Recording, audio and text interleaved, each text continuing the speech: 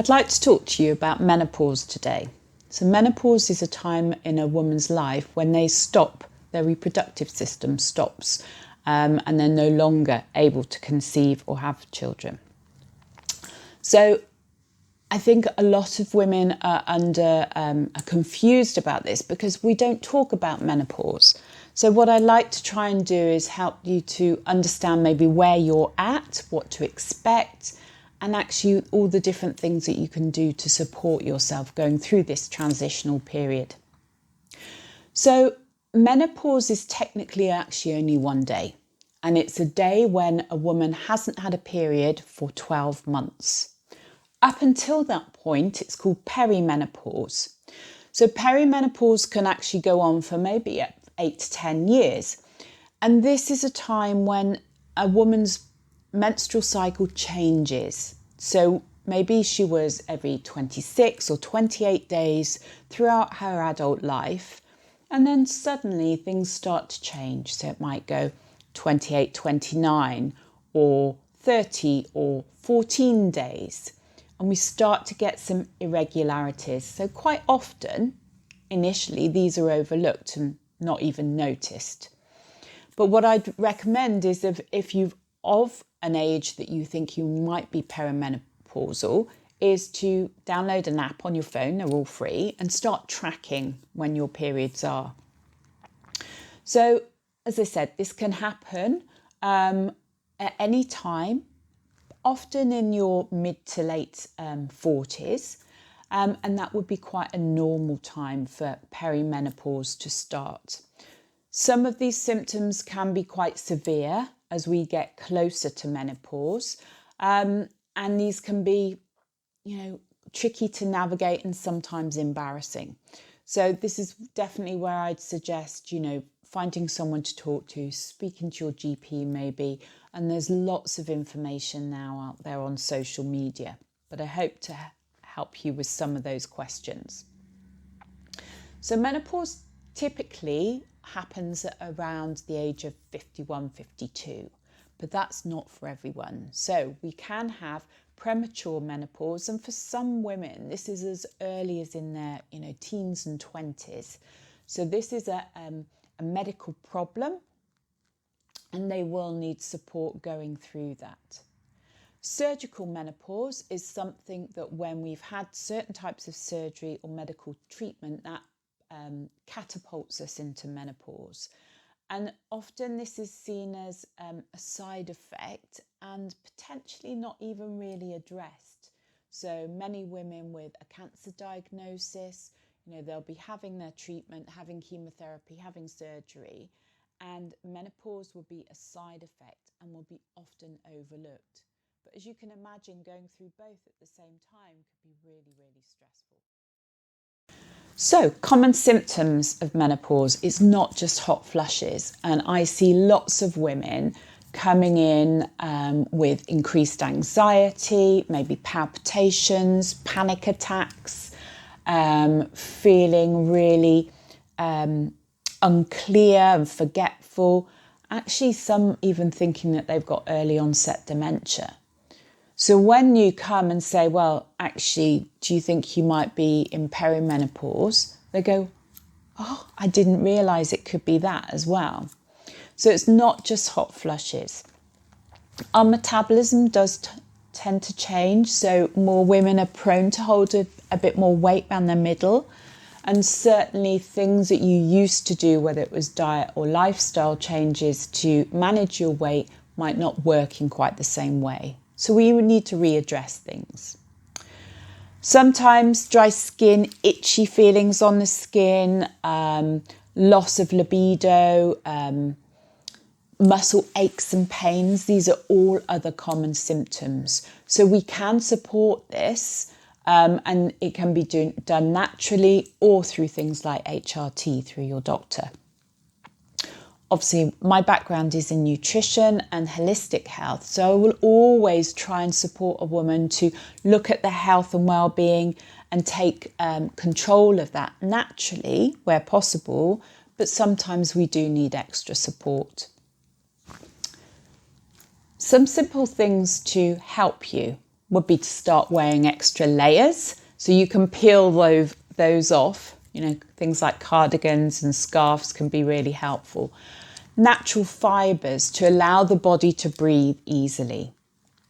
Stress management. So it's really difficult, I know, but a lot of us, we're referred to as the sandwich generation now.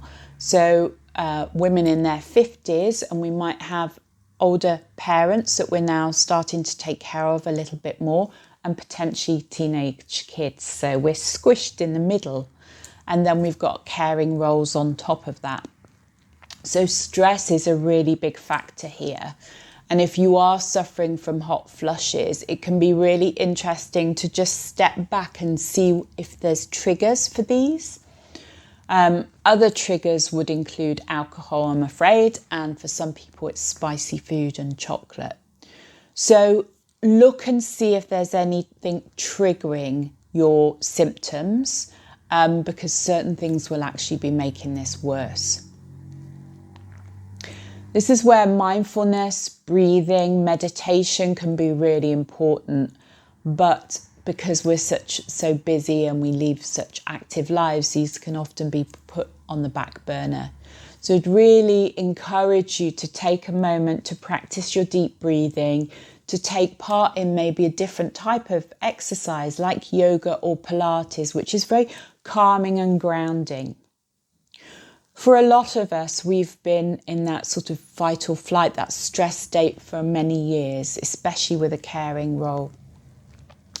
And when we start gaining a little bit more weight or not feeling great, we think, I need to exercise more. And this might be running or doing a HIIT workout.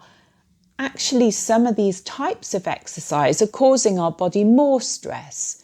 So again, those activities like yoga, tai chi, qigong, which are very, very calming. They're supporting the vagus nerve. They're supporting the body to calm down, to ground. But we're also looking at strength and coordination and flexibility, which are all really important for us as we get older. So have a go at some of these activities. There's lots on YouTube that are free.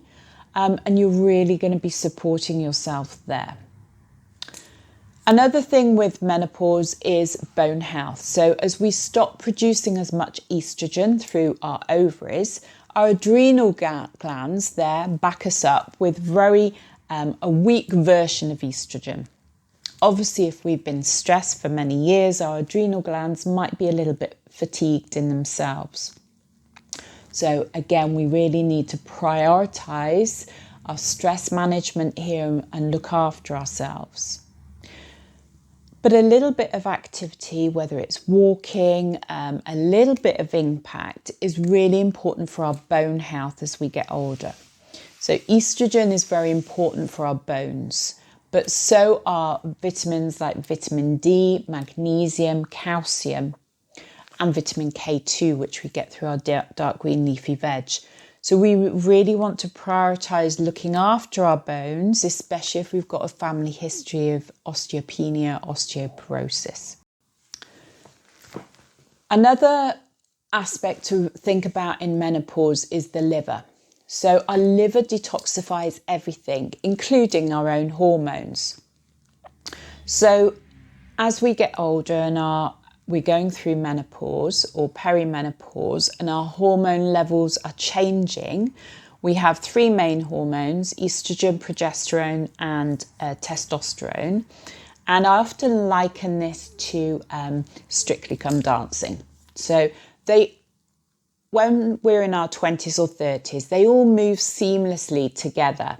So we get an ebb and flow of estrogen and progesterone throughout our month, and that gives us our monthly cycle. As we get to perimenopause, they all start doing their own thing. So maybe one's doing the jive, one's doing the cha-cha-cha, and one's doing a break dance in the middle, and it's chaos. So this is perimenopause. This is where we don't know where we are in our cycle. We maybe have 2 cycles in a month or none at all, and our maybe premenstrual symptoms are all over the shop. And it's because these hormones are all doing their own thing and they've forgotten to work together. So trying to bring those back into balance is really important, although it being in a new way. So supporting our liver is really important here because it detoxifies everything, our hormones, but also those toxins that we're bringing in from the outside. So what we eat, what we drink, and what we put in through our skin. So you may think, well, there's 3 phases of detoxification. One is excretion through feces, and we have urinary excretion as well. And the other 2 phases actually happen within the liver. And we need both of them to work properly. So there's some really useful foods that can be supportive in here. And one of them is my top 10 superfood, and that's broccoli. So really easy to get, not expensive, and easy to consume in your diet. But this is really going to support that detoxification process. And if you've had hormone-driven cancers in the past in your family, this is maybe one to really think about. So including broccoli in your diet, or even better, broccoli sprouts. So these are little sprouts that look a bit like cress, and you can grow them your own. And each individual sprout has the potential of that whole broccoli plant. So they're really, really nutrient dense. Other foods to include would be your bitter foods, so things like watercress, rocket, chicory, for instance, and these are great additions to have in salads. So, as always, a balanced diet with a rainbow of foods, a variety of different foods is really important, and looking at increasing our protein content, making sure we've got good quality protein there at every meal. And that can really help with balancing our mood, our digestion, and just feelings of well-being. Specific vitamins and minerals to think about through perimenopause would be things like magnesium, omega-3 fatty acids. So these are typically found in oily fish, so things like sardines, mackerel, pilchards. And even better if you can eat these with the bones in as well, because they're really rich in calcium. So that can be very beneficial for us. B vitamins are really important, especially when we're looking at red blood cells. And if we're going through that perimenopause stage, we might be prone to being slightly anemic, especially if we're having heavier periods or more than one in a month. So really keep an eye out on your iron levels. So dark green leafy veg, a variety of whole grains in there. Red meat, if you have it in your diet, in moderation is a really good thing and useful then. If you don't, please look at supplementing B12 and B6 to make sure that you can actually create these red blood cells to start off with. B vitamins are also really important when we're thinking about stress. So caring is a really stressful role on top of things like menopause, where you might also be struggling with insomnia. So making sure you're topped up can be really helpful, and that might be where a supplement comes in as well. Vitamin D, as I've said before, supplementing that, checking your levels with your GP or online, that can be really useful. And we store vitamin D for up to 2 months. This vitamin is really important for our bone health. Calcium, we don't just have to get that through dairy, we can get it through nuts and seeds, dark green leafy vegetables and other foods. So if we have a balanced diet with plenty of vegetables, whole grains, beans and pulses, we should be getting enough in.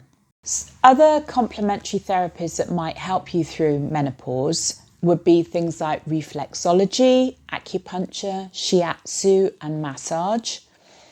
And then talking to somebody. It's something that hasn't been talked about. It's more in the press recently than ever before, but it's something that every woman will go through. If you're able to ask your own mother if she's still alive when she went through her menopause, that can often give us a guide of what we have to expect. But talking to others, sharing with others, you'll find that other people are going through the same thing and they're embarrassed too. So there's lots of books out there. There's lots of social media out there about this. People like Davina McCall, they're doing lots to raise the awareness of menopause. And the more we start talking about it, the more we start normalising it for ourselves, but our daughters as well. So it's really important.